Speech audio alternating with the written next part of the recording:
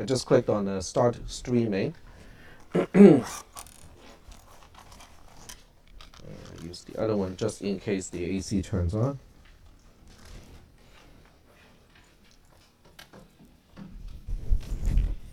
All right.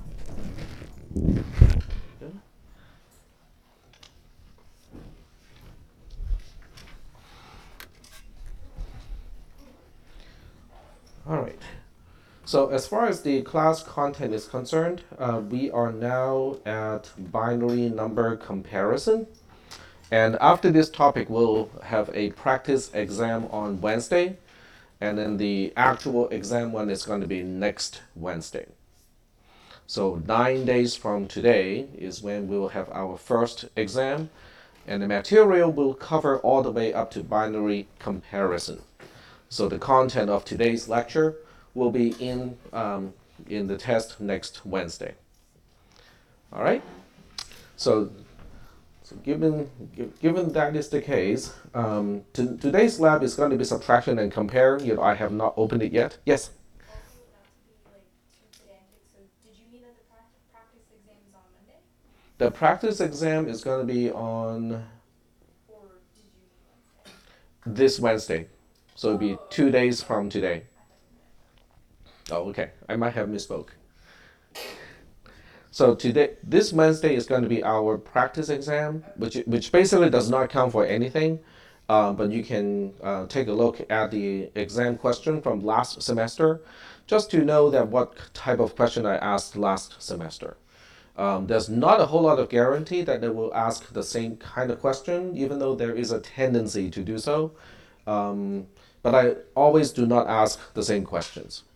So that means you can use last semester's test as a study guide, and to give you an idea of what kind of question I ask. But your question is very likely to be different from last semester's. Okay. To find the test from last semester, I think the gain is a little bit too much. Here we go. So hopefully this fixes the problem. Is that good? Okay. So to find the exam from last semester, go to the first portion of the class website on Canvas and go to shared folder.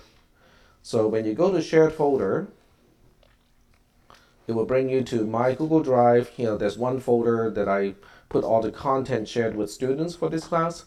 So if you go to old X1, X1 stands for exam 1, X2 is exam 2, and then FX is final exam. So you have access to all of this content basically from day one of the entire semester. But for our purposes, just for the consideration of exam 1, this is what you need to go take a look at. Okay, this is 1193, which means it is 2019 spring semester. If it ends with a 3, it is a spring semester. If it ends with a 9, it is a fall semester. And then the middle 2 digits, are the 2 digits at the end of the year. And the reason why there's a 119 instead of just 2019 has to do with most calendars before Y2K has an assumption that they're using 1900. And in order to fix that problem, you have to add 119 to 1900 to get to the actual year. But this is the internal code used by the college. You don't get to see it unless you know how to open up an HTML document and look at the actual course code and stuff. But that's how it's encoded. Okay, so for that purposes, for all practical purposes, this is the one that you should look at. This is the one from last year. Okay, so last fall, this was the exam one from last fall, but not 1193-X1 is the one from last semester. I would just kind of focus on the one from last semester for the time being. Unless you have time, then you can go back more and look at all the other exams as well. So are we good so far? Do you guys know where to find the sample exam from last semester? Okay, it's not actually a sample. This is the actual exam from last semester. So in terms of difficulty level and whatnot, it is an actual exam. It is not watered down in any way. All right. So given that is the case, we're going to move on and talk about binary comparison. we already done talking about signed numbers. The previous class, talked about signed numbers, and how we do the conversion. So we are now moving on to binary number comparison. Okay. So do we have any questions before I start on today's topic, binary comparison? Okay. If there are no questions, yes, go ahead. So I have a question about bitwise not, Uh huh. which I understand that it just takes every zero, converts it to a one, and vice versa. But is it just something that you can just do, or is there some process to it? It is. It's okay. So bitwise not, in terms of logic gates, is a multi-bit NOT gate. In other words, you're applying the NOT gate to every single bit, and we already know how to make a NOT gate out of one single NAND gate, and we know how to use 4 transistors to make a single NAND gate. So the key is, we know how to do it, and it's just a bitwise NOT applied to every single bit on a wire. Is that okay? Okay. All right. So we want to know, how to compare. And when we start on this topic, the first thing we want to do is to say, well, do we really have to deal with all 6 different comparison operators? Because in C and C++, you know about less than or equal to, greater than or equal to, and then also not equal to. I don't want to deal with all of those comparison operators. I want to get everything distilled down to just one. So the one that I want to focus on is just less than. Okay, if you give me an x and you give me a y, can I tell whether x is less than y? That is all that I need. Okay, so we want to see if all of the other comparison operators can be expressed as a less than, and potentially using logical operators and or not to help combine stuff. Is that okay? Do we understand what we are about to do? Converting all the other comparison operators to just less than. Okay? So x is less than y, nothing needs to be done. It is already expressed as a less than. Okay, so that's trivial. X is greater than y, well, we can just flip the left-hand side with the right-hand side, so it becomes less than now. Is that okay? So that's fairly easy too. X is less than or equal to y is actually the same thing as not the case that y is less than x. So this may take a little bit of time to absorb. If I say that x is less than or equal to y, I'm really saying the same thing that y is not less than x. Does that make sense intuitively? Okay, very good. So the next one is just a flip, one. So we just have to exchange the x and the y. In other words, when we say x is greater than or equal to y, all we are really saying is x is not less than y. Are we good so far? Okay. So the next one is a little bit more interesting, I think, because sometimes we have to say x and y are different, or are they different? Okay. That can be answered by x is less than y or y is less than x. Because we're dealing with integers, and integers are what we call, it's totally ordered, which means, you can tell, whether a value is less than another value if they are not the same. So that means, if you just want to confirm that x and y are different, you can just change that question to x is less than y or y is less than x. Are we good with that? Okay. My cable is probably the problem because I'm not close enough and I don't even have my watch on. And it's back now. Okay, last one. X equals to y. Okay, well, if you know how to express x does not equal to y, don't you think it's just the negation of that if we want to confirm that x and y are the same? Okay, I know this does not look, it's not very clean looking. It is not the case that x is less than y or y is less than x. I can express it in a slightly different way. Okay, if you apply De Morgan's law, do you guys remember De Morgan's law?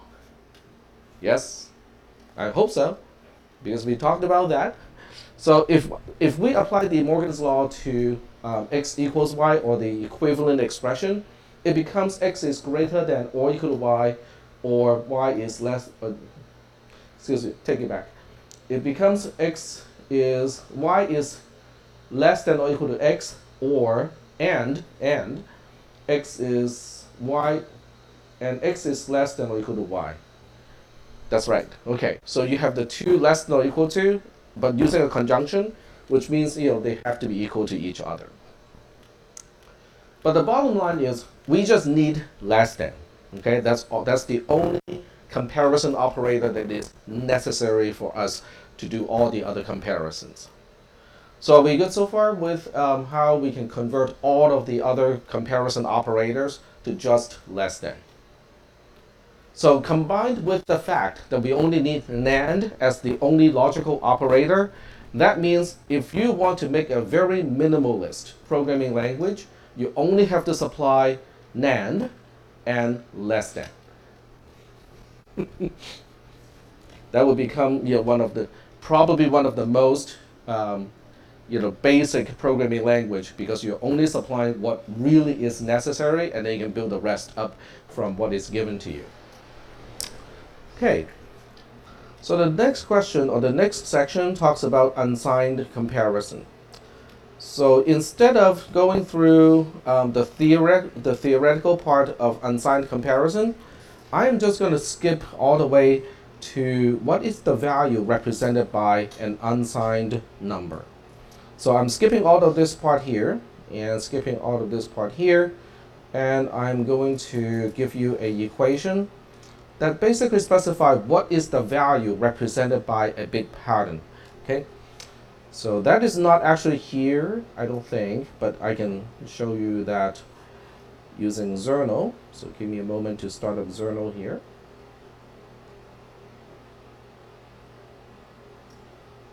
And you probably got it started up somewhere else. It's okay, just have to move it back to here.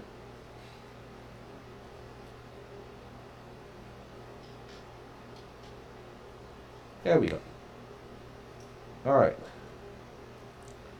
So let's say you're given a number, a bit pattern x. The question is, what value is it representing if we want to look at the bit pattern as a representation of an unsigned value? Okay. So I'll just write down exactly what I said here. So given x is a n-bit pattern, v in this case of x is the unsigned value of the bit pattern x. So we want to find out how to express that. It is going to be a sigma notation. I goes from 0. In other words, we start with bit 0 and then we go all the way up to n minus 1.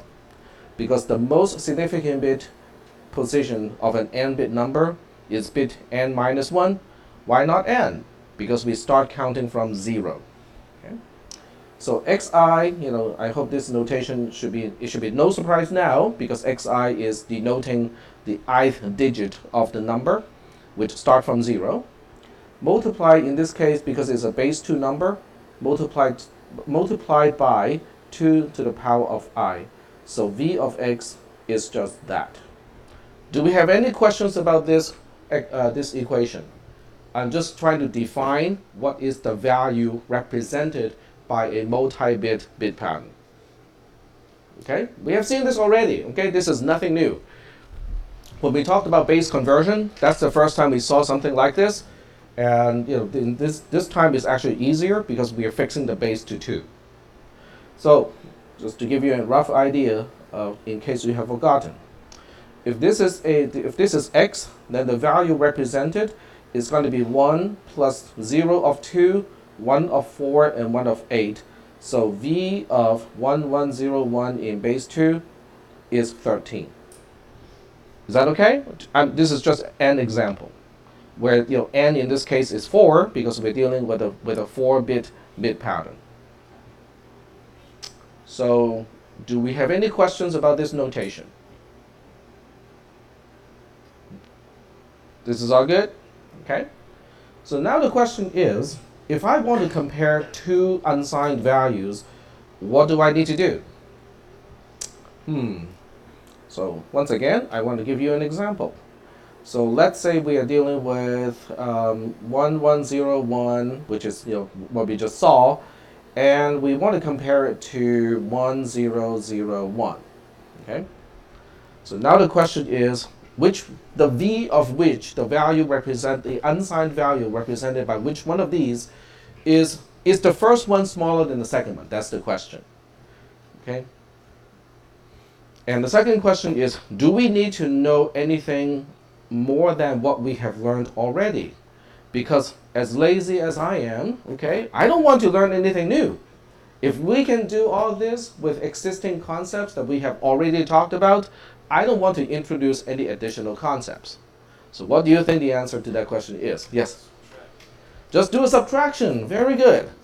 So what we'll do is we'll do a subtraction as we know it already, okay? A base 2 subtraction, but only using bitwise operators, okay? Because I don't want to get arithmetic concepts involved in this whole process. I just want to use bitwise operations because we already know how to do everything using bitwise operations. Okay, so let's go ahead and go through a bitwise subtraction and see what happens, okay? This is our Q row, okay? Remember this is X. Now it is also known as a minuend. And this is Y, which is also now known as a subtrahend. Those are just basically terms to refer to the number and the number being subtracted. The number being subtracted from and the value that we are subtracting from the other one, okay? This is Q, and the way we do Q from XY is just exclusive OR, okay? 1 exclusive of 1 is 0. 0 exclusive OR with 0 is 0. 1 exclusive OR with 0 is 1. 1 exclusive OR with 1 is 0. Is that okay? Does everybody understand how I got this row? Okay, bitwise operations, I did not apply any arithmetic concepts in this in this row here. This 0, this is our row T. T is kind of like the row of all the borrow bits, except I used the letter T because B is already used as a function name, so I don't want to get people confused. So T is basically take, okay, which is the same as a borrow. Okay, this is a 0 because it's input. What about this guy here? Well, it's going to be, okay, I'm going to use a, it won't work that way either. Okay, so I have to point to the screen because otherwise it's harder to point out which bit we're talking about. Not 1 and 1 is a 0. Not 0 and 0 is a 0. 0 or 0 is a 0. Okay? So what was I talking about? I'm talking about this. T of I plus 1 is what? The B function applied to xi, yi, or the B function applied to qi, ti. You really don't need to write this down because we have been using this for a while already. So if this seems new to you, I think we got studying to do. And I'm not even kidding, okay? If this seems new to you, we got studying to do. And then we want to find out what is B. Bxy, or the borrow function of y subtracted from x in base 2, is the negation of x and y. So this is already discussed when we talk about bitwise subtraction or binary subtraction, which was the topic that we talked about before signed representation. So if this looks new to you, then there's a lot of studying to do. I wouldn't say a little bit because this is like from almost more than a week ago. Okay, so all I did to come up with this 0 is to look at this bit, say negate it, and this one, so it becomes 0 and 1. I look at this bit here, negate it, it becomes a 1, 1 and 0. 0 and 1 is a 0. 1 and 0 is also a 0. But those zeros are supposed to be ORed together to give me the carry bit of the next column. 0 or 0 is a 0. I end up with a 0 here. Is that okay? So I'm trying to relate things that we have learned like almost 2 classes ago to something that we're going to do today. So look at this as a review, okay? This is my way of helping you to review the material. All right, what about the next one? What about this guy here? Same way, okay? Okay, once again, it's hard for me to point using the computer. The negation of this and this becomes 1 and 0, which is a 0. The negation of this and this becomes 1 and 0. Once again, we end up with this becomes a 0, this becomes a 0. This is a OR between those two zeros. We have 0 or 0, which also makes this one a 0. Okay, next one up. Kind of the same thing, except the values are slightly different. So if I want to figure out this particular t-bit, we have to look at the negation of this and this. Negation of 1 is 0, 0 and 0 is 0. We look at the other one, kind of the same setup, right? So now we should be convinced that this is 0 or 0, which makes this bit also a 0. Okay. And we also have one extra borrow bit. Just like we have an overall carry from an adder, we have an overall borrow from a subtractor. So the overall borrow bit of a subtractor is really just the same thing as any other t-bit, except it applies to the last column. The negation of 1 is a 0, and 1, the whole conjunction is going to be a 0. The negation of 0 is 1, and 0, the whole conjunction is also a 0. So now once again, we end up with 0 or 0, which means we have an overall borrow of 0 as well. Okay. And then the funny thing is, I don't really need to know the sum, but I'm going to compute it anyway. For signed comparison, the sum is useless. I mean, the difference is useless. The last row is actually not useful, but I'm going to do it anyway. So now we have 0 exclusive or with 0, which is a 0. 0 exclusive or with 0 is also 0. 1 exclusive or with 0 is 1. 0 exclusive or with 0 is a 0. So this is how we do a binary subtraction. And we look at this and go like, well, so how do we know whether the first number, which is x, or the minuend, is less than y, the second number, which is also known as the subtrahend? Where do we look? Hmm? The overall borrow bit of the subtraction is the indicator. So we look at this bit here. I'll just call this bit b by itself because it is the overall borrow of the entire subtraction. So b in this case is a 0. That seems to tell me that x is less than y unsigned. Okay? Yeah, seems to work. We'll look at the second case. Okay, so the second case is going to be 0, 0, 0, 1 minus 1, 1, 1, 1. Okay. So once again, this time I'm not going to explain it in a slow way. We'll do it really fast. 1 exclusive or 1 is 0. 0 exclusive or with 1 is 1. Same thing here and here. We look at the borrow bits or the t bits. These are the q, these are the t's. This one is assumed to be 0 because this is not a continuation of another subtraction. So now we have to look at this one here. Not 1 and 1 is a 0. Not 0 and 0 is also a 0. So we have 0 or 0, which makes this a 0. Not 0 and 1 is a 1. Okay? Done. Because it's an OR, if I know at least one term is a 1, I don't need to look at the other term. Once again, we have not 0 and 1, which is a 1. Well, we can put it here right away. And for the most significant or the overall borrow, it's the same thing. We look at this 0. Can you guys see where I'm kind of pointing? It's a very small dot. It doesn't look like an arrow, but you can see it. Okay. So we are looking at this 0 here and say negation of that, which is a 1, and this 1. 1 and 1 is a 1. Okay. We got a 1 here too. So might as well also compute the sum, or the difference, excuse me, which is our D row. 0 exclusive of 0 is a 0. 1 exclusive of 0 is a 1. 1 exclusive or 1 is 0. 1 exclusive or 1 is a 0. So we have 0, 0, 1, 0 as our difference. Okay, so what is our answer? What is 0, 0 is the unsigned value represented by 0, 0, 0, 1 less than the unsigned value represented by 1, 1, 1, 1. We look at the B bit again. This time the borrow bit is a 1. And what do you think is our conclusion? X is less than y, which is what you wrote for 0. Yeah. Hmm?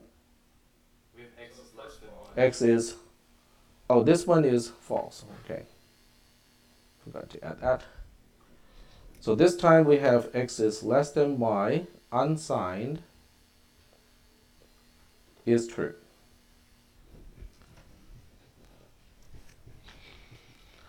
Okay, but all I did was just a whole bunch of Boolean mumbo jumbo. Does it make sense?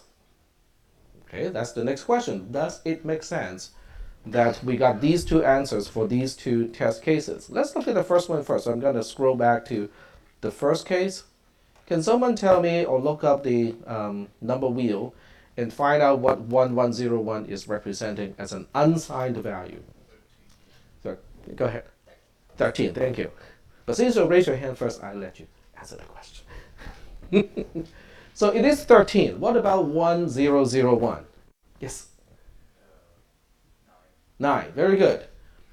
Well, 13 is less than 9. Is it true or false?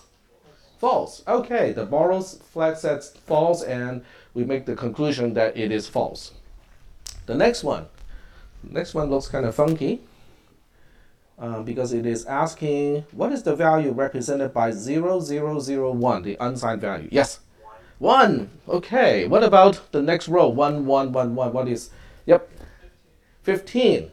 1 is less than 15 is true. Okay. So it seems like the carry bit is pretty reliable. Okay. And it makes sense because the borrow bit, if the borrow bit, overall borrow bit is a 0, it means we don't have enough. We need to borrow from bit 4.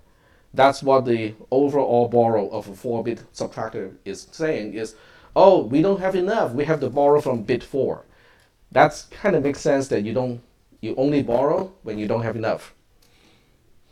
Unless you're certain industries of the United States. We're not making enough money. We need government subsidies.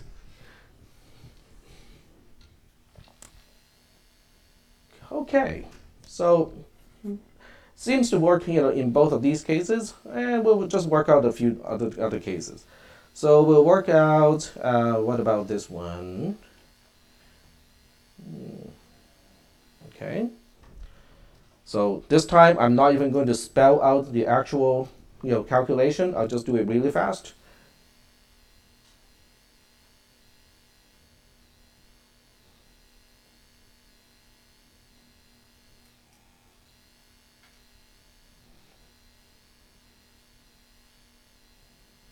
Okay, so we're done here. The borrow bit is a 0. So what do you think is our conclusion? It is false. Okay. And one last test case, and I'm running out of paper on this page. It's okay. I can always make new pages. Okay. Well, we can just flip that subtraction. Okay. Or we can work on a slightly newer one. Okay. All right. So once again, I'm going to work on this one really fast.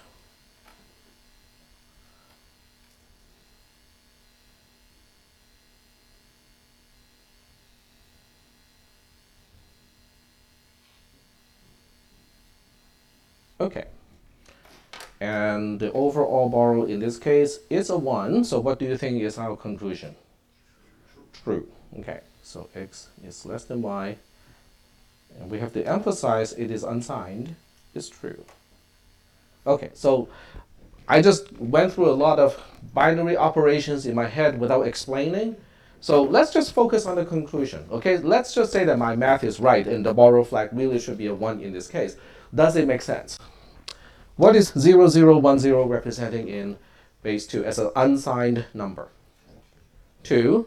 What about 0101? 5.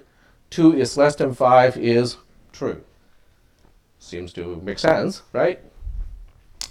And what about the one that we just worked on before? Okay, okay, I didn't exactly copy, but this time we have a 5 and a 3. 5 is less than 3 is false. Okay, so the borrow flag seems to work out in all cases. So the answer is actually true. What you think right now in your mind is actually true. The borrow flag is conclusive. If you're looking into the comparing the unsigned value represented by a bit pattern or 2-bit patterns, the borrow flag alone can tell you whether the first number, the minuend, is less than the second number, the subtrahend. And it is conclusive. You can rely on just the borrow flag itself, which is great. Is that okay? All right. And I'll throw in one last test case too. And I'm going to flip this one. Maybe not that one. Yeah, not that one either. Okay, so what about unsigned numbers? Okay, signed values, excuse me. What about signed values? So we'll redefine V this time. Okay, so given the X is a bit pattern, the value, the signed value represented by X this time, so I'll make it very clear that we're dealing with signed representation now. So the signed value represented by X is similar to what we saw earlier, but it is a little bit different. The first sigma is no longer going from 0. Excuse me, it is going from 0. Okay, I take it back. It does go from 0, but it doesn't end with n minus 1. It goes to n minus 2. N is the number of bit, by the way. Okay, and we have the same kind of equation, which is xi, the digit I of x, times 2 to the power of I. So this part is the same. Then you might ask, what about bit n minus 1 then? Because, how are we going to use x subscript n minus 2, x subscript n minus 1, excuse me, when the sigma does not include it? Well, it's kind of on its own, okay? But the way it is on its own is interesting, because what we're doing is we are forcing a subtraction of x subscript n minus 1 times 2 to the power of n minus 1. N is the number of bits. Okay? Yep. So the n minus 1 part is not part of the sigma at all? It is not. So if I want to be extra clear, that.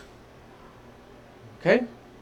So that seems kind of odd, right? Why would we single out that bit? So what we want to do now is let's check out a few bit patterns and see what value they're representing. Okay? So we look at the value or the signed value represented by 1100 as a bit pattern. Okay? So what do you think that boils down to? I'll show the equation so that you can actually utilize the equation. So what is n in this case? N is 4, very good. So that means n minus 2 is just 2, right? So we look at bit 0 to bit 2 and say, okay, give me the usual. You multiply each bit with the power of 2 associated with that bit. We don't have a 1, we don't have a 2, we have 1, 4. So the sigma notation itself is going to give us a 4. Okay, so we'll write it down. We have a 4 from the sigma. What about the second term? Do we have anything that's non-zero for bit n minus 1? Remember, n is 4 this time. Bit 3 is a 1. Okay, so we do have something to subtract. What are we subtracting? It is 1. It is a 1 times 2 to the power of n minus 1. N is 4. N minus 1 is 3. What is 2 to the power of 3? 8. So we have 4 minus 8, which will give us a value of negative 4. If you look up the number wheel of 3 bits, or 4 bits, excuse me, the number wheel of 4 bits, you will see that 1100, if you interpret it as a signed value, it does represent negative 4. Okay? Do you think if I apply two's complement, which is how we do negation, we'll get 4 back. If we apply two's complement to 1100, we'll get 4. We should, right? Okay. So let's check that out. Okay. So we apply two's complement. This is my notation of two's complement to the bit pattern 1100 in base 2. All that really boils down to is the bitwise knot of 1100 in base 2 plus 1. What do you think is the bitwise knot of 1100? We just 0, 0, 1, 1 because we're turning all the 1s to zeros and all the zeros to 1s. So it becomes 0, 0, 1, 1 in base 2 plus 1. And what is 1, 1 in base 2? What value is it representing? It's representing 3. 3 plus 1 is, in fact, 4. Does that surprise you? Because remember, when we talked about signed representation, my claim is two's complement is the same thing as arithmetic negation. If 1100 is representing negative 4, are you surprised that its arithmetic negation would represent the value of 4? Should not be surprising. Is that okay? Okay, so this is how we interpret. Okay, let me point out here. This portion here is how we interpret a bit pattern when we say, I think this bit pattern is representing a signed value. This is how we get back to the value represented by the individual zeros and ones. Are we okay with that concept? Yes? No? Maybe? Yep? I'm sorry, could you just repeat that? Yeah, sure. So if you know that a particular bit pattern, X, is representing a signed value, because what you need to represent needs to go positive and negative, this is how we look at the individual bits to figure out what value they are representing. Is that okay? And you can see that this equation is very much the same as the previous one, with only one not so minor exception. The most significant bit is not added to the sigma, it is actually subtracted from the sigma. That's the only difference between the unsigned representation versus the signed representation. Is that okay? All right. So what we'll do is we're going to go back to some of those examples and see if they work. Okay? See what happens here. But before we do that, I'm going to give you something that is also in the notes. So absolutely no need to copy this because it is actually in the notes. We want to see if x is less than y. Okay, this is what we want to figure out. Do you think if I subtract y from both sides, this will still work out? Does that work for you? X is less than y if and only if x minus y is less than y minus y. Okay, it's good. Okay. But what exactly is y minus y? 0. Okay. So, would you buy this? X minus y is less than y minus y if and only if x minus y is less than 0. In other words, I'm asking, do you agree that y minus y equals to 0? Okay, all right. Do you remember there's a bit called a sign bit? Okay, because d, or the difference, is x minus y, right? So now the question is, well, how do we know that d is less than 0? D is less than 0 is saying exactly the same thing as d is negative. Yes? Is there a bit in d that by itself can tell us whether d is representing a negative value or not? And if so, where is it? Sorry? The most significant bit of a bit pattern can be seen as the sign bit.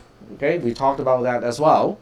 So the sign bit, in fact, can tell us what is the sign of the value.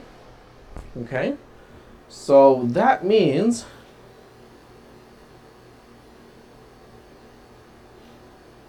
the sign bit of d is what we want. Okay, according to this math here, that should work.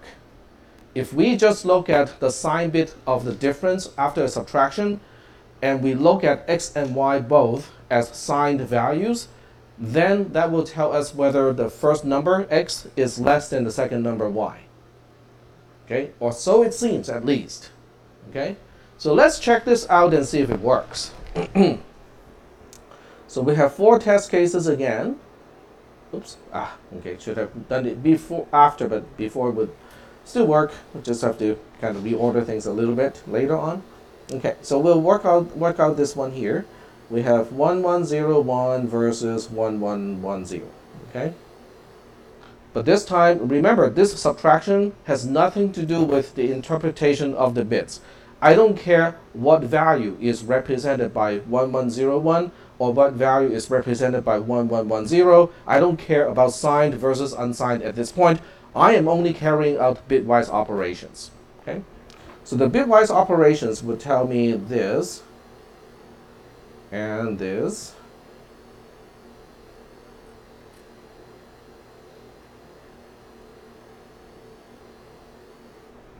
Okay, am I right about that? Yep, okay. And then it will give me this. All right. So at this point, I have not applied any arithmetic concepts whatsoever, because in my head, okay, I did not spell it out, but if I did spell it out, it would be the same as the first few exercises, which would be totally boring. And that's why I didn't do it. But this is the result, okay? This is the result. Which bit am I interested in if I want to know whether x is less than y if both are unsigned values?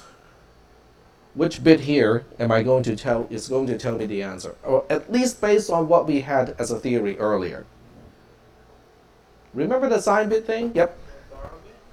Not the borrow bit, because we said something about the sign bit of the difference, right?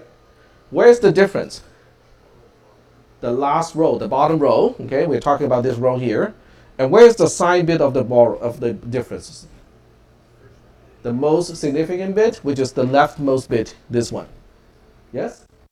Okay? So we look at that bit, okay? We focus on just that bit for now. Okay? So the sign bit is a 1. This is called the sign bit of the difference. We just abbreviate it as the sign bit in this case. The sign bit is a 1, and I would attempt to say that x is less than y signed is true. Okay. Does that make sense to you? In other words, if I look up that number circle, what is the value represented by 1101?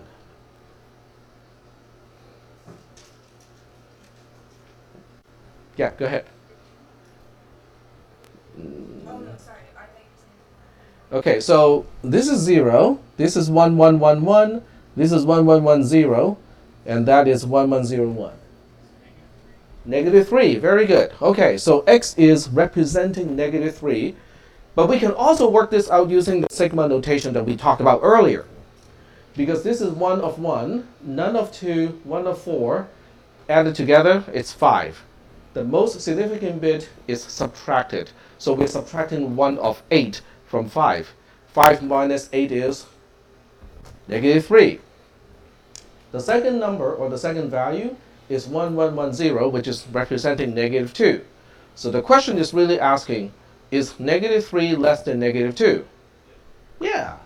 And the sign bit seems to tell us the same answer. Okay, that's all cool. Seems to work. Okay, let's try out another one.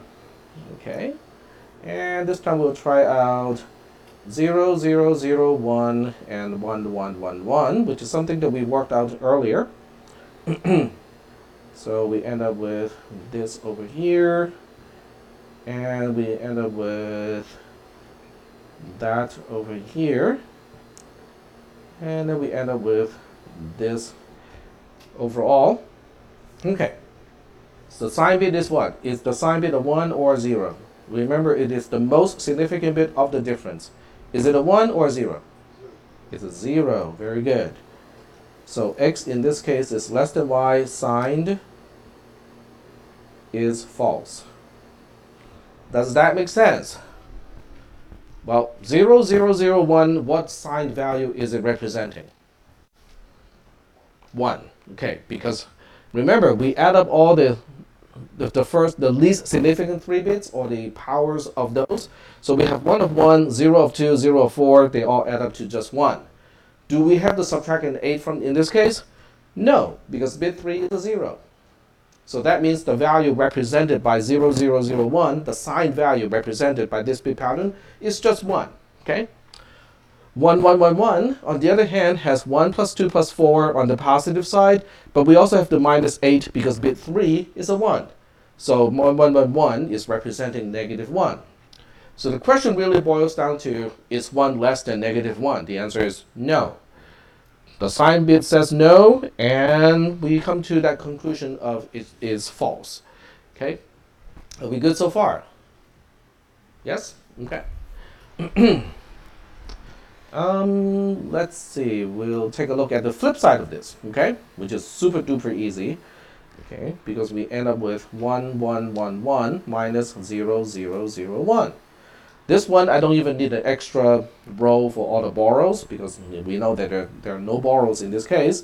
So we end up with 0, 1, 1, 1 with an overall borrow of 0. So in this case, what is the sign bit? Sign bit is a 1. But since we already know that 1, 1, 1, 1 is representing negative 1 and 0, 0, 0, 1 is representing 1, we're really asking, is negative 1 less than 1? Okay, the answer is yes. Okay. So far so good. Yes? Then we throw in something that does not work. So we say, well, let's check this out. 0, 1, 1, 1 minus 1, 1, 1, 1. Let's see what happens, okay? 0, 0, 0, 1. There's a no borrow here. No borrow, no borrow, no borrow. And, oh, yes, okay. So end up with the overall borrow of 1. And then we just say 0, 0, 0, 1. That's the entire subtraction. What is the sign bit in this case? The sign bit is the most significant bit of the difference, and it is 1. Okay. X is less than y signed is what? Do not use the sign bit, but instead use the value represented by the bit patterns. Okay. What is the right answer of this question? X is less than y signed is, it's false. Why is it false? 1 plus 2 plus 4 minus 8 is just 7. So x is representing 7. What about y? 1 plus 2 plus 4 minus 8 is negative 1. So the question is really asking, is 7, which is x, less than negative 1, which is y? And the answer is no. Okay, it is false. Okay, so we have a problem, right? Because the sign bit is not reliable anymore. Okay, I cannot rely on just the sign bit itself to tell us which way it should go. Well, let's check out another test case then. So this time we'll check out maybe 1, 0, 0, 1 minus 0, 0, 1, 0. Okay. So once again, you work out the bits on a row by row basis. Okay, 0 here, 1 here, 1 here, and 0 here. 1, 1, and here's a 1, and here's a 0. I'm just double checking my math here. Yep, makes sense. Okay. The sign bit in this case is a 0. Okay. But when you look at the actual values represented by x and y, signed in this case, what is the answer? What is 1001 representing as a signed value? You know, I'm so lazy now, I just know it's negative. Negative 7 to be exact, but it is negative, right? What about 0010? Let's use the lazy approach. Is it positive or negative? It's positive. Okay, very good. So is a negative number less than a positive number? Yeah, but the sign bit tells us otherwise. We have a problem, right? Okay. But we'll write down the correct answer. Okay, the correct answer in this case is it is supposed to be true, but the sign bit somehow did not give us the right answer. And why do you think that is the case? If you look at 0, 1, 1, 1, what is it representing? The difference. It's representing 7. Does it make sense to you that -7 minus 2 is positive 7? Does not, right? What is the actual value? What is the actual answer to that question? What is -7 minus 2? It's supposed to be -9. If you look up that wheel, the number wheel for 4 bits, is -9 anywhere on the wheel? It is not, okay? So we have an overflow situation. And every time the result of a subtraction is overflowing from the signed perspective, the sign bit cannot be relied on anymore, because we ran out of digits to represent the difference. Is that okay? Okay, so we'll use another flag here, which is the overflow flag. It's the big O flag, to basically indicate, do we have an overflow? Yes, we have an overflow in this case. And then we go back and look at the other examples. Do we have an overflow in this particular case? In other words, you look at the actual result of 7 minus -1, which is 8. Do you find 8 on the number wheel when you use the signed interpretation? When you use the signed interpretation, 1, 0, 0, 0 is representing -8. No one is representing 8. So that means, once again, we have an overflow situation. Okay, so we'll just write down overflow is a 1 in this case. Then let's look at these two cases. Let's look at one at a time, okay? So once again, we look at the actual value represented. 1, 1, 1, 1 signed is what? -1. 0, 0, 0, 1 is, 0, 0, 0, 1 is representing just 1. What is -1 minus 1? -2. If you look up 1, 1, 1, 0, what do you find? -2. Do we have an overflow situation? Nope.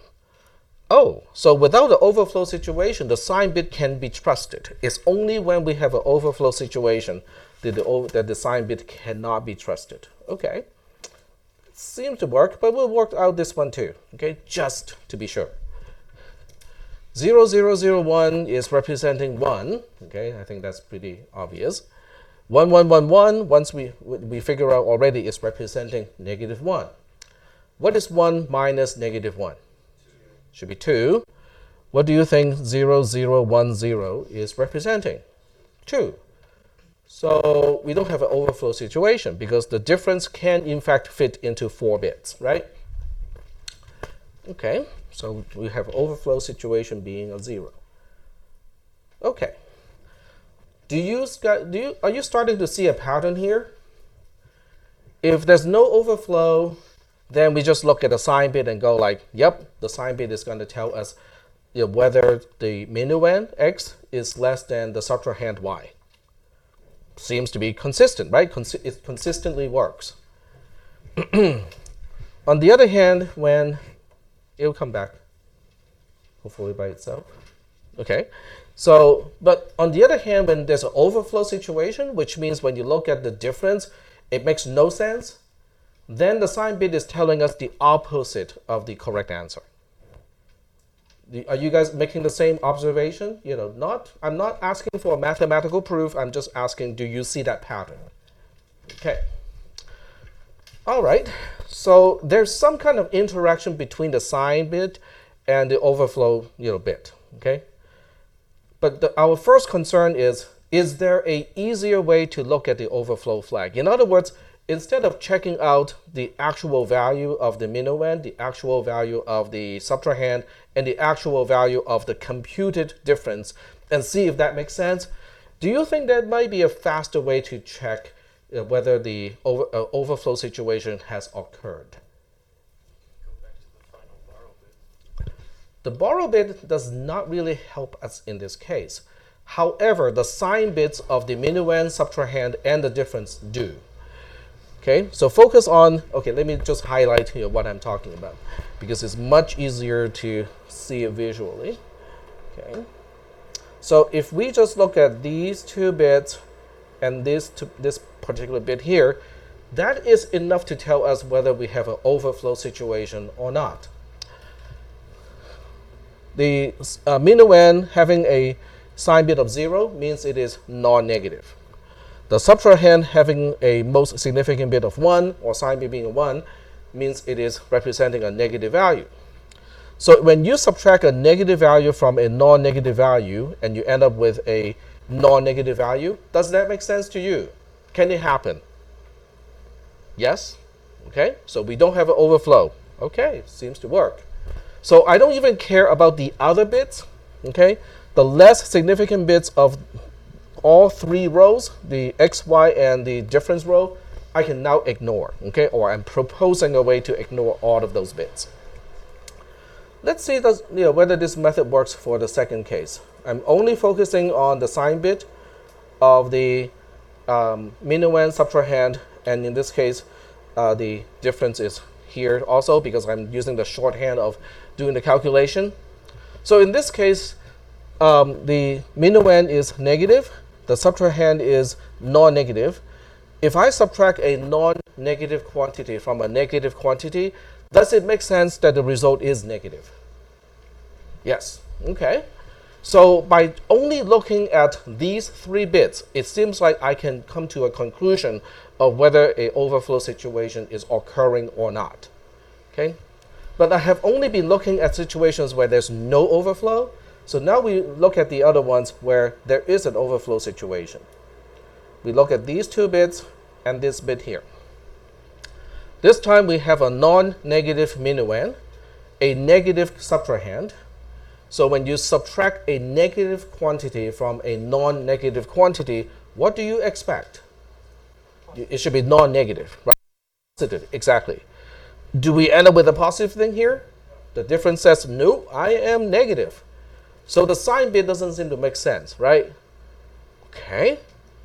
Let's look at the last case. So when the sign bits do not make sense in general, there's an overflow situation. That's the observation. So we want to look at the last case here. Okay. So we look at the two sign bits of the minuend and the subtrahend, and then the sign bit of the difference. So this time we start off with a negative quantity. We're subtracting a non-negative amount from that. But we end up with a positive or non-negative quantity. Does that make sense to you? Nope. Should not make sense whatsoever, right? So, we have an overflow situation. If I scroll up just a little bit, you will see that we said this is an overflow situation. Okay. So it looks like these three bits might be able to tell us whether there's an overflow or not. So when you suspect that there are three bits and they together can tell you whether there's an overflow situation or not, it's time to make a truth table of those three bits, and it will figure out, okay, are they sufficient to tell us whether there's a problem or not. Okay. So I'm going to use MS as the sign bit of the minuend, SS as the sign bit of the subtrahend, and DS as the sign bit of the difference. Is that okay? So the subscript S is really just emphasizing that we are only looking at the most significant bit of each of these numbers. So now the question is, well, what kind of truth table do we have? We have MS, SS, and DS. Now between MS and SS, they are completely independent variables. In other words, one can be a 0, the other one can be a 1 in any particular fashion because they are input bits. DS is kind of dependent, but we'll look at it as if it is independent. So now we have a 8 entry table, right? Because we have 3 bits here. Okay.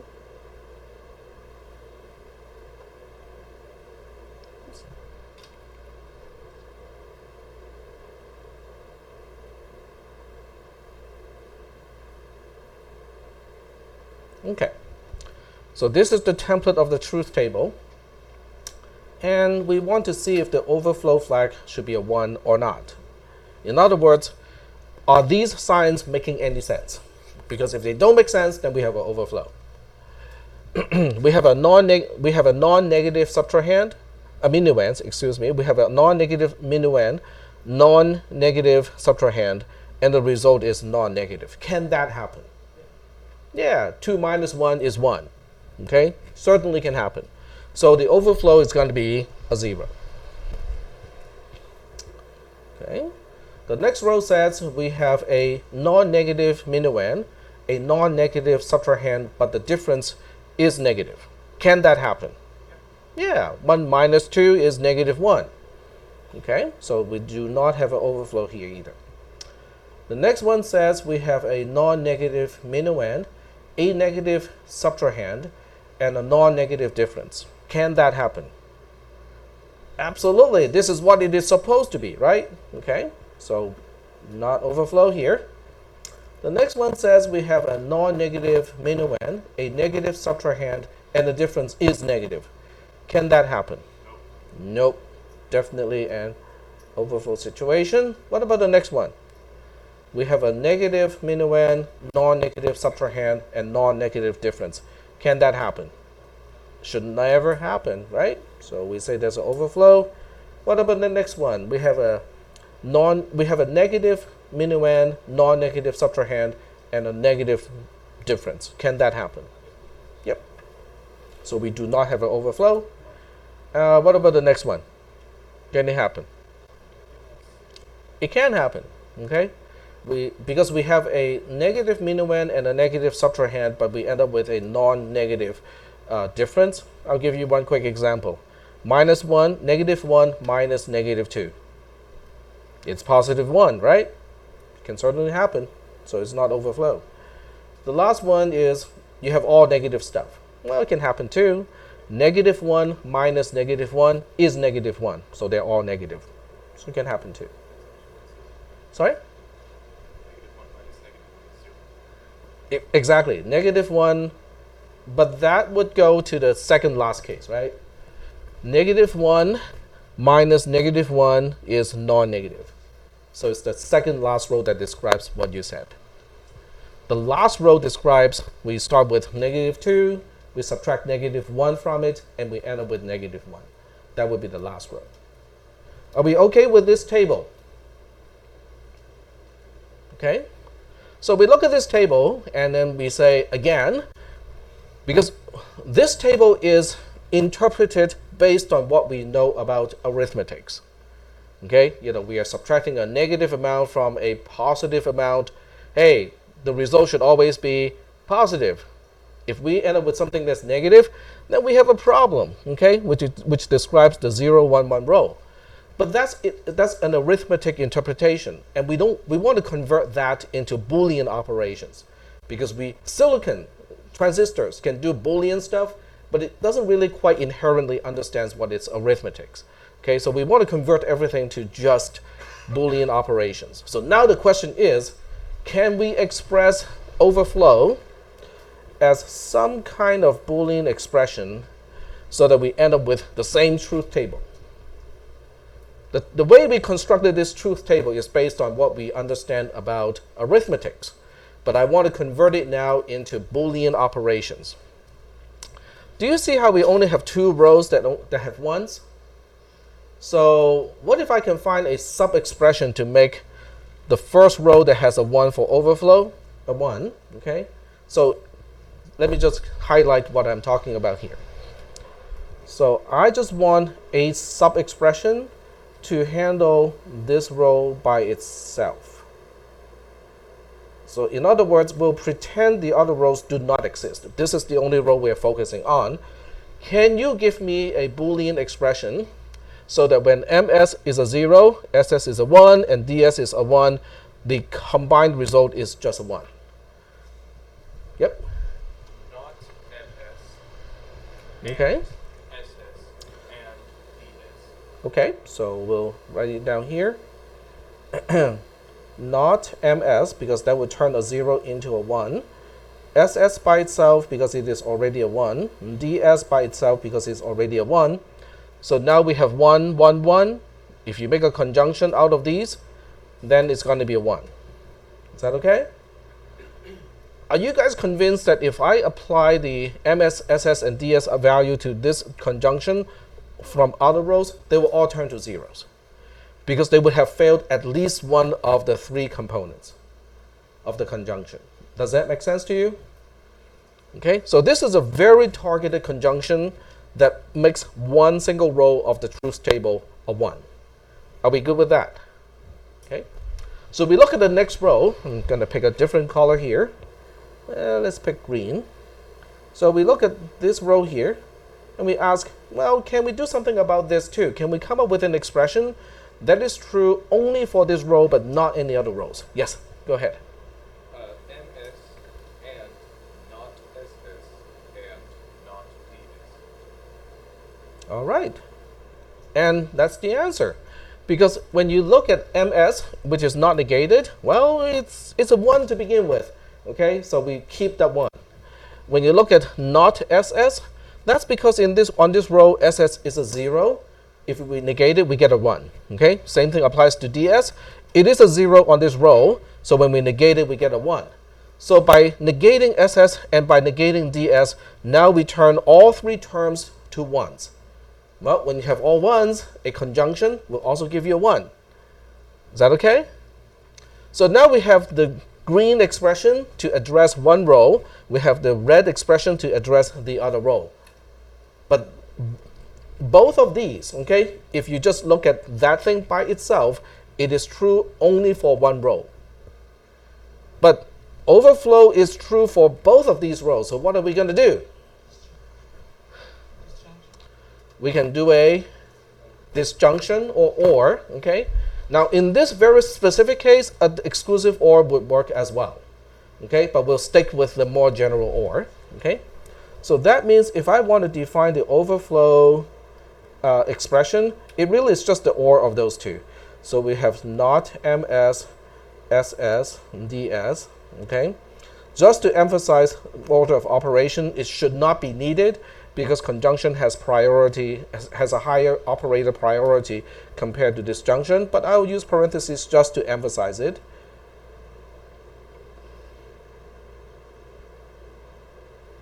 Okay? So that's how the overflow flag is computed.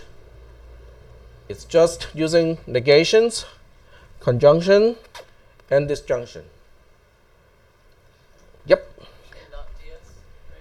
Oh, it is not DS. You're correct.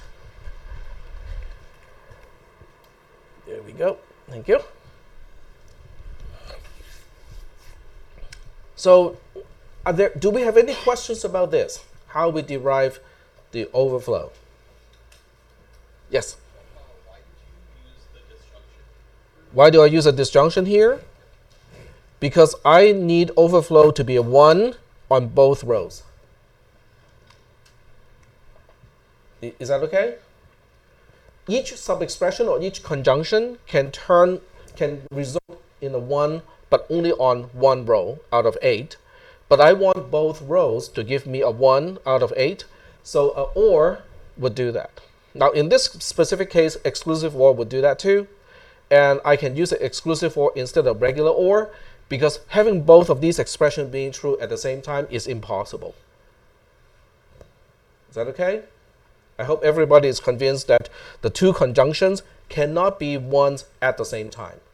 They can be 0s at the same time, but they cannot be 1s at the same time. Are we good so far with this? Okay. Can someone remind me again what is the significance of the overflow flag? Why do we need it? Yes? To know if the sign bit is reliable. Exactly. Okay. So now we make another truth table. Okay. So we look at the sign and we look at the overflow and we say, what does that mean? Okay. The sign flag, the overflow flag. And the question is that true or not? Okay. So this is a smaller truth table. We got 0, 0. Okay. When O is around, I use a a bar across the 0 to differentiate the two, okay? 0, 1, 1, 0, and 1, 1. Okay. This is also why in some textbooks, the overflow flag is known as the V flag, because V is the second letter of over. Okay, so you will see both notations. It depends on the manufacturer of the chip. Some manufacturers will use the overflow, like O, as a symbol, and other manufacturers would use V because O and zeros can be confused. Okay, but as far as we are concerned, I just put a stroke across the 0, just to differentiate between those two. But the bottom line is, well, the sign flag says x is less than y is false, and there's no overflow. So what is the actual conclusion? It is false. Okay, put a 0 here. Okay. Next row says the sign flag says no, x is not less than y, but there is an overflow situation because overflow is a 1. So what is the actual comparison? X is less than y is true. Very good. What about the next row? The sign flag says yes, it is less than, and the overflow says there's no overflow situation. It is true as well. And then the last one is false, because the sign flag says yes, it is less than, but the overflow says, but you don't know the whole truth because there's an overflow. So the actual answer in that case is it is not true. X is less than y is not true. Is that okay? Ignoring the first row, ignoring S, O, and the description x is less than y signed, what does that truth table look like? Exclusive OR. And when was the last time we saw exclusive OR?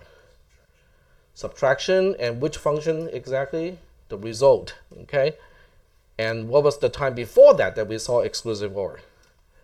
The result of an addition in base 2, okay? So exclusive OR should not be a stranger to us by now. So this means, now I call this flag the L flag, and what do you think the L comes from?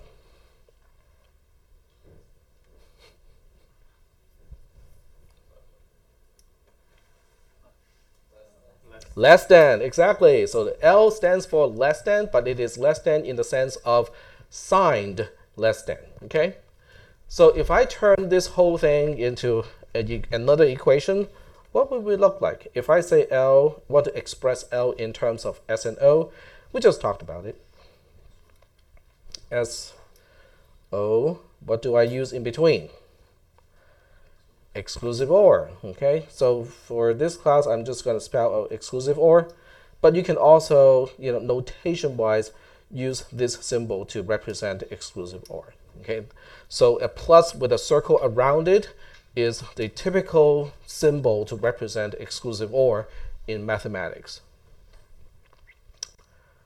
So is that okay? Right. And I think this is like perfect timing. We got about 4 minutes left. Do we have any questions about all of this stuff? Because your lab today is centered around all of this stuff. Okay, let me ask you another question then. Since we have already built an adder, right? The carry look ahead adder, right? Do you know how to turn that adder into a subtractor? Okay. Yep, we changed 2 gates only, right? We changed the P and the G. One is a conjunction, the other one is a disjunction. If you negate X first, it becomes a subtractor. Okay. So we don't have a problem turning a carry look ahead adder into a borrow look ahead subtractor. Okay. When you look at that subtractor, do we need to do anything to get our overall borrow flag out of the circuitry? No, and that would be, it's labeled as K3 because we have a 3-bit by 3-bit adder to begin with, but now it actually becomes T3 because it's a subtractor, and we can just call it B overall because it is the overall borrow of the subtraction.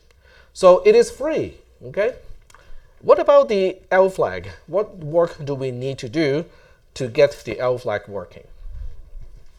First thing we need to do is actually It's tedious, but it's not really that difficult to do.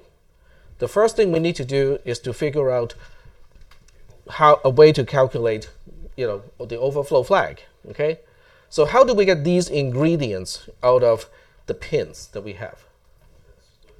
With a splitter. Very good. Okay, remember m, the minuend, is what we know as x. Okay, x in your adder is a 3-bit pin. So if you just attach a splitter and get the most significant bit, which is bit 2, that's your ms right there. Okay, out of y you can get your ss, and out of the difference, which is what we knew as sum in the adder, the most significant bit of the sum is your ds. Is that okay? So we can extract ms, ss, ds using just 3 splitters. Okay. Once you have the 3 splitters, okay, then you have 2 AND gates. Okay, one AND gate for the first part of O, and then one AND gate for the second part of O. Each one will have 3 inputs. Okay, I mean ms, ss, ds will be the inputs. The negations can all be done on the gate itself, because each input pin of an AND gate can be individually negated. You have control over that. The output of those 2 AND gates would go where? It would go to an OR gate, and then the output of the OR gate is the overflow. Now, is the overflow flag by itself useful? The answer is, yeah, it is actually quite useful. Because if you specify the wrong width for your integers, like a width that is not wide enough, then you, let's say 16-bit, okay, you're supposed to use 32-bit because of the range of values you're dealing with, but somehow you said, I'm going to save some memory space and I want to use 16-bit numbers, okay? What happens when you add 1 to 32,300 and something, the most positive number in 16-bit, and you add 1 to it in C? What do you get? No. Signed, okay? Remember, this is a signed number. Negative 32,000 something, okay? So if you want to catch that event, if you want to catch that as it happens, the overflow flag by itself is useful, because that's exactly what overflow means. You just ran out of digits to store the result of an addition or subtraction, okay? We're not going to talk about overflow for addition just yet, because the formula is a little bit different, but the way we derive it is going to be very similar. So overflow by itself is actually useful. But in our discussion, which is comparison, the overflow is not useful by itself. So we need to combine it with the sign flag. And by the way, what is the sign flag again? Does it already have a name? It's the sign of what? The difference. This is the same thing as the difference itself, ds, right? Do we know how to get ds out of the existing circuit? Yep. And now we have the overflow flag. So that means all you need is a single bit exclusive OR gate. Then you get your L flag. Okay? It's not a whole lot of logic. I mean, if you think about it, you have 2 AND gates, 1 OR gate, and then 1 more exclusive OR gate. You're done. Then you have the flag or the bit that can tell you, if you choose to look at the bit patterns as signed values, this will tell you whether x is less than y. Now, it doesn't tell you whether x and y are the same or x is greater than y when L is a 0. It can only confirm when x is less than y. Are we good so far? Okay, so perfect timing. Okay, we are exactly 10 minutes away from noontime. I'll open up the lab, and I'll see you guys over at the lab.